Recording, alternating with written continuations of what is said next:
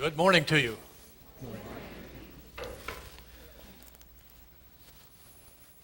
Let me start with my problem for this morning.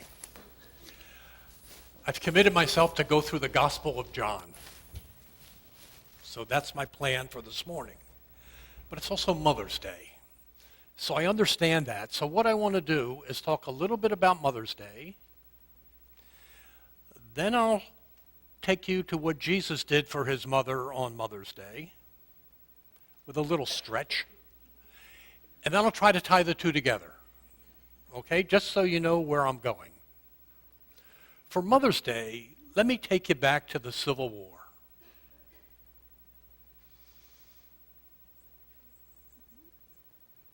I'm just checking. Yeah, no one was there during that, right? During the Civil War, Mother's Day was a time when the mothers would get themselves together and take care of wounded soldiers, whether they came from the North or the South.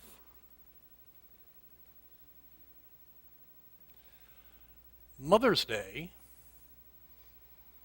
was a time in Virginia where the mothers would get together and they would feed the homeless for all those people that had their homes burned down.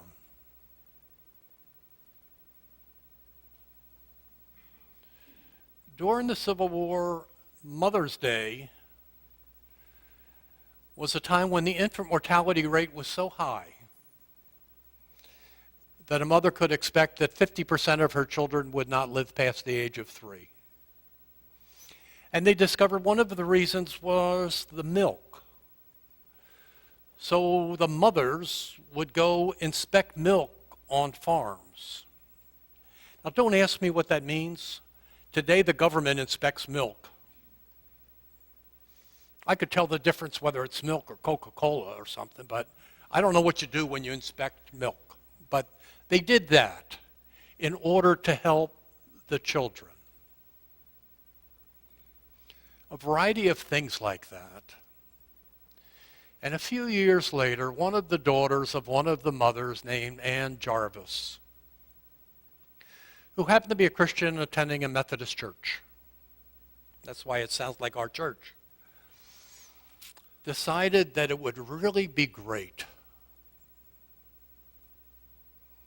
if instead of Mother's Day being another thing that the women did, that Mother's Day became an opportunity for children to interact, learn from their mothers, understand better their mothers, and to say thank you.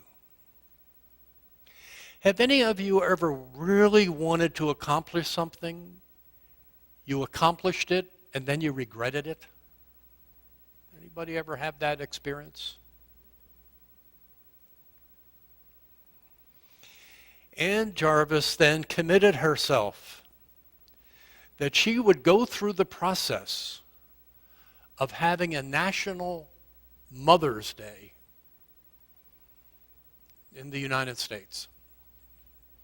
So I don't know what the politics were back then, but you know now, if you wanted to get something passed through Congress, I wouldn't know how to do that. You know, you have to lobby and you go through all this process. She did all that. And then eventually, one of the happiest days of her life, the President of the United States finally signed a Mother's Day proclamation. And she was ecstatic. Her mission was accomplished. But she was only ecstatic for one day. Because the next day, Hallmark Card issued a Mother's Day card. And Florist issued Mother's Day Special Florist. And Anne screamed bloody murder, no, no, no, no, no, that is not what I wanted. And people said, what did you want? And she said, I wanted children to go to their mother and say, I knew you had one son that fought for the North and another one that fought for the South. That must have ripped you apart. Tell me about it. How did you handle that?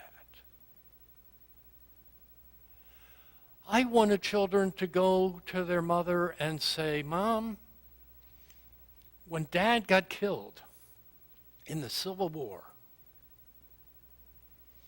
you took care of this family by yourself. How did you do that?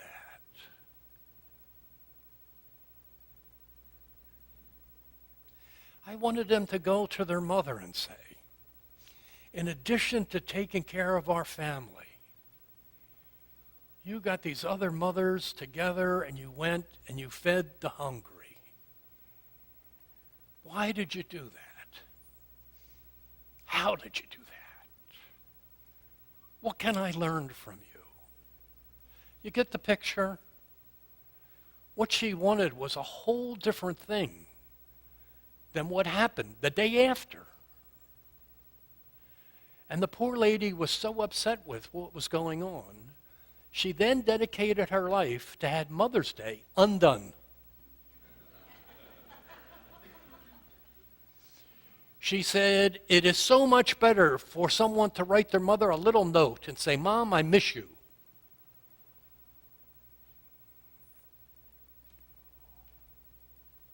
Than everything that I see going around.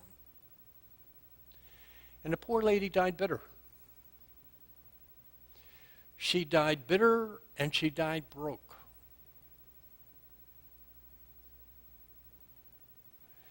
And mentally she had lost it near the end of her life, so she never realized that the people that paid her bills at the end of her life was Hallmark cards. They made so much money off of her that they felt obligated to take care of her. That's my Mother's Day story. Second story, Gospel of John, Mother's Day. What did he give his mother?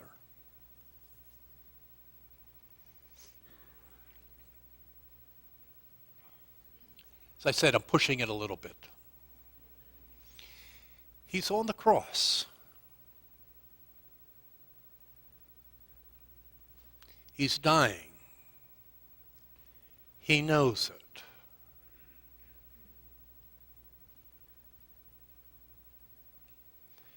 And he says to his mother, Dear mother, behold your new son. And he gives John, the Apostle John, the author of the Gospel of John, to Mary. I call it the substitution, and we'll get back to that. He then turns to John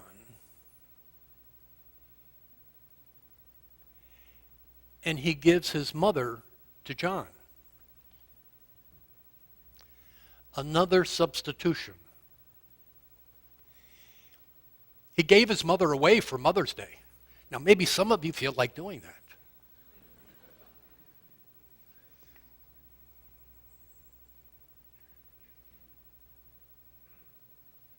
A little bunny trail, if you'll let me the liberty to take one.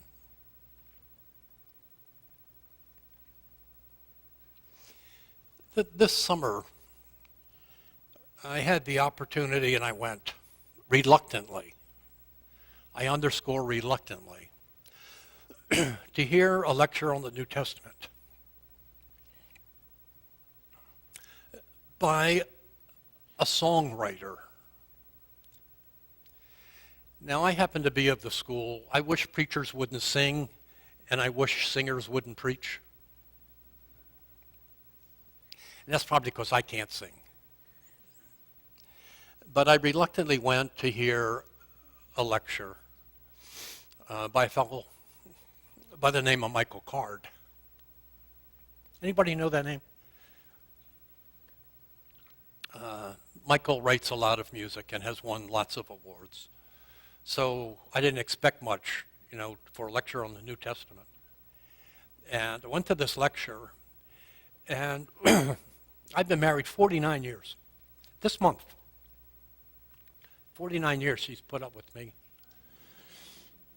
And she has never seen me take a note. I'm just not a note taker. I listen well. I remember fairly well. If anything is said worth knowing, I'll write it down when I get home. And Michael started to teach. I was like, oh, man, I got to remember that. About 2 minutes later, I'm hitting the people in front of me, next to me. Who's got a pen? Who's got paper? I need to take notes here. And so my wife's kind of laughing at me, because I'm doing this. I mean, I needed to take notes. I couldn't believe what was coming out of this man's mouth. And I have read a lot of philosophy. I don't know it all, but I've read a lot. I have read an enormous amount of Roman history. I have read a lot of Greek history. I've read a lot. And I don't know as many people that have read as many things as I have. But this Michael was connecting dots that I missed. And I was taken away. I couldn't believe it. So when the lecture was over, walking home, my wife knew obviously that I thought a lot about this man, so we talked about it. And I was telling her I just couldn't believe it. That, this man scratches where I itch, et cetera, et cetera, et cetera. So the next day, Ginny's volunteering making coffee somewhere, and she calls me on the phone and said, I bumped into Michael Card, and you're having lunch with him today. So it was like, how did that happen? She said, I saw him, and I told him, you have got to meet my husband. You've got to do that. So he said, okay. So Michael and I went to lunch. And he told me all about his life. I told him all about my life. I told him about the professors that I had. He told me about his favorite professors. We talked about Danish philosopher that I liked, that he liked. We talked about some of the dots that he connected that I missed. And then he graciously said to me, Frank, you don't need to, I saw you taking notes. He reaches in his pocket and he says, here's my thumb drive. Take whatever notes you want.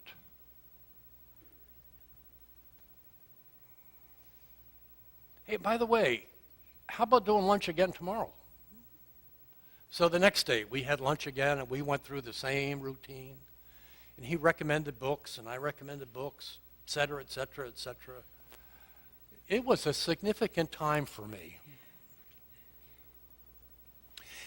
And then, thanks to Bob in the back there, these stories that I tell are on our church's website, and they're on the internet.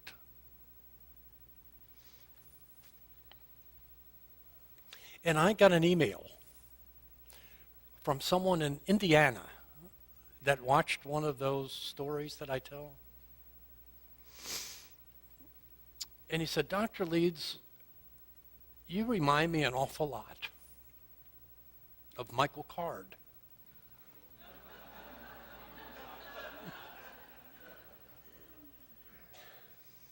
So I wrote back and said, really? To the extent that I did, I want to assure you that it was intentional. That Michael has had an enormous influence on me. He's younger than I am. He's a young guy like Pastor Tim. He's younger than I am, but the man influenced me enormously. I can't tell you how much. It surprises me. Why do I tell you that? I tell you that because if that man can influence me that significantly, where someone else can recognize it,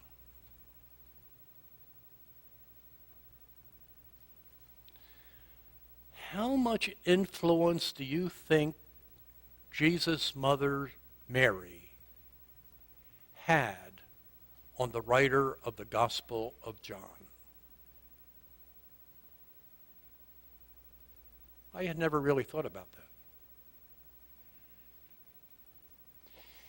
If you were able to spend a week with Jesus' mother,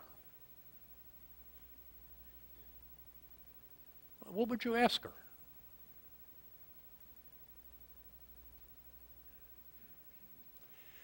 When John took Mary to live with him,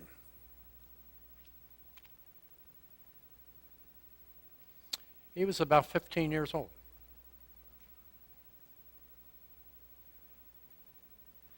And he took care of Mary till the day she died.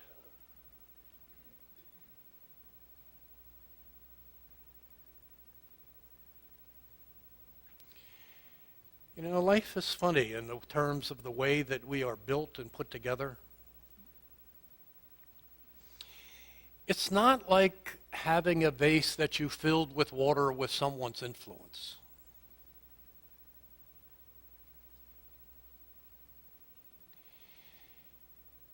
The influence is the vase, not the content.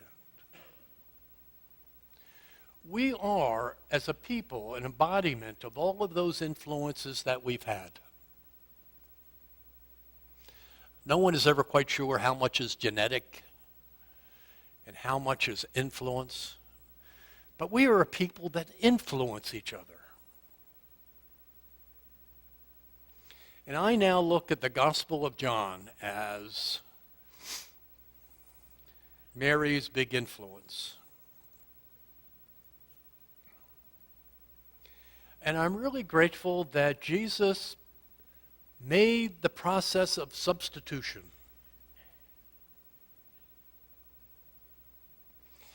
And substitution is something that we can all do in our lives. Last night, my wife and I were talking about, there was a couple in my church in New York City that were there every Sunday. If their health was good, they were there. The one exception was Mother's Day. And they told me they were unable to have children, and neither of them could handle Mother's Day.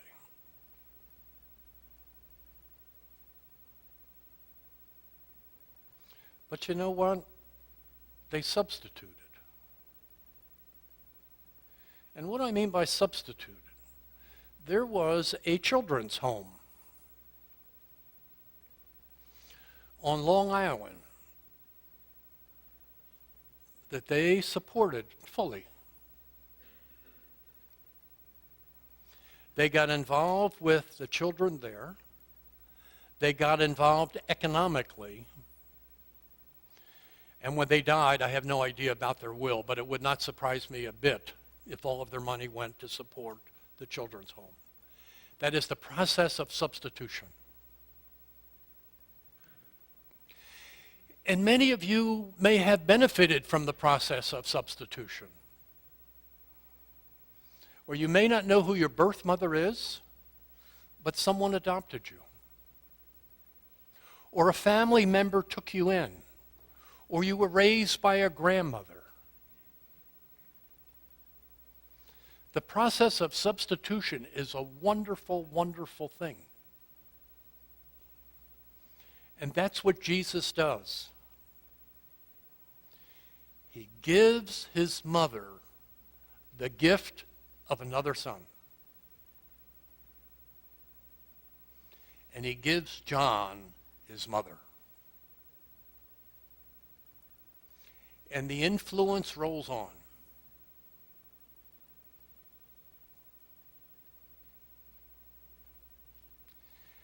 And now it's time for my little annual commercial. I do this once a year.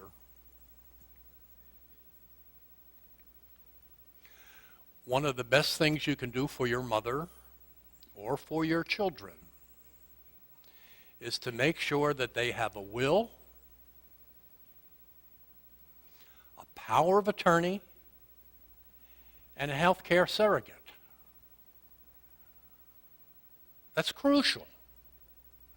I can't tell you how many times I've been to the hospital and no one has that, and it's one problem after another. So you all hear me on that one. We'll find you an attorney if you need. Where's Peter? There's Peter. He's right there. There's an attorney there who will help you. You have got to do that. Your mother has to have that. Your children have to have that. So you're all committed to do that, right? Be a much happier Mother's Day with it. And as life blocks your path,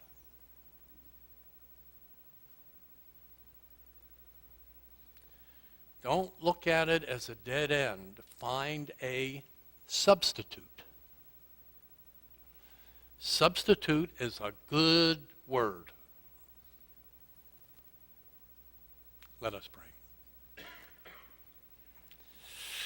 Our Father, we are a people that have been widely influenced by a variety of things. May we learn the power of influence on others. May we put ourselves in situations where we can benefit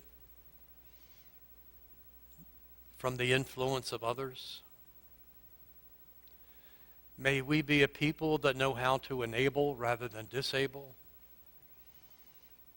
A people that know how to encourage rather than discourage.